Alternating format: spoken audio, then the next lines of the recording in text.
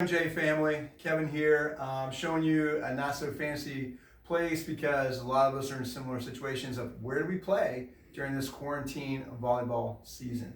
And these are drills that you can do during the quarantine and even after during the rainy season.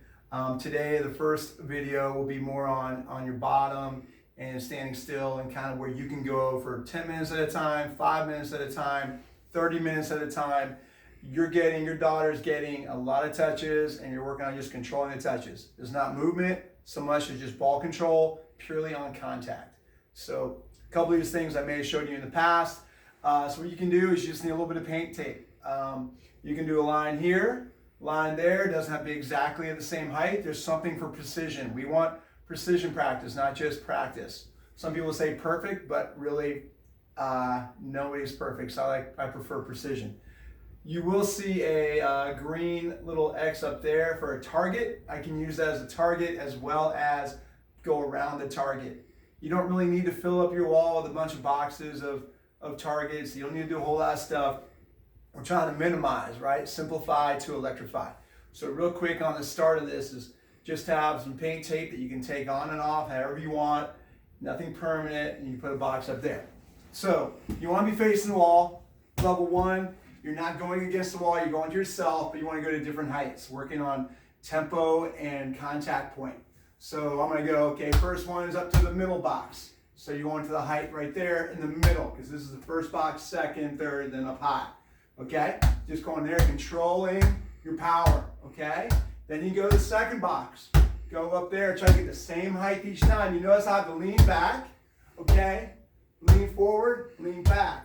Which brings me to the part of what do you do with your legs? Your legs should be out like this. You don't want to do Indian style. You don't want to go on your knees. You want to go to the most natural position possible in volleyball. In volleyball, you'll be standing up similar to this. Your feet are going to be in this location. So moving over here and here is going to be important for that. So don't go on your knee. That's not as effective. And don't go Indian style or anything else. So level 1.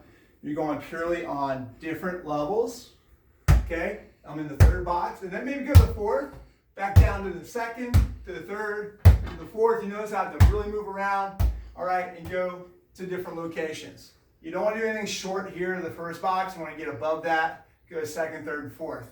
If you don't have enough ceiling for the fourth, then just go second and third. What you want to do, though, is have two different heights to 2 different locations. And then part level 2 of this, and you go to hand set, go in the same height for each. So I'm in the third box, same height. Maybe I'll go short, I can mix in my, naturally you're gonna have some natural moments of touches, which is great about this, is you might do your Pokemon, you might have to roll back and do a roll, which we'll get into in a minute, and other touches that are common in volleyball, but we don't practice them commonly. So that's another thing, go set, bump, and set. You can go set, set, bump, set, set, bump. You can do 2 low bumps, 2 high sets. You can mix it up however you want. When you're doing this, it's important to be facing the wall even when you're not using the wall, so that when you make a mistake, it comes right back to you. You're not hitting it into something that get broken or where you have to get up and go after it. You don't want to have to go after balls as much as possible. You want to just be able to come in here during a study break, you're bored, or it's a Saturday afternoon, and you want to get 5 minutes of touches where you're touching the ball between 100 to 300 times, which is a great way to get your contact really squared on, okay? So that's level 1 for those 2. Level 2 now, level 1, level 2. The next step is going against the wall, okay? So level 1, let's go with pass first. You might just pass that box right here, right in that second box, okay? Maybe 50 times for you 10 and 11-year-olds, depending on it. You see I have to move around a little bit too.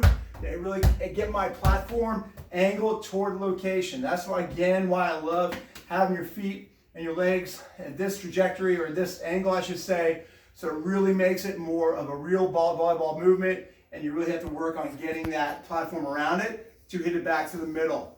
What I might recommend, especially for the 10s, is put an X also right there. Just like if I have an X up there in green, which is a little bit higher.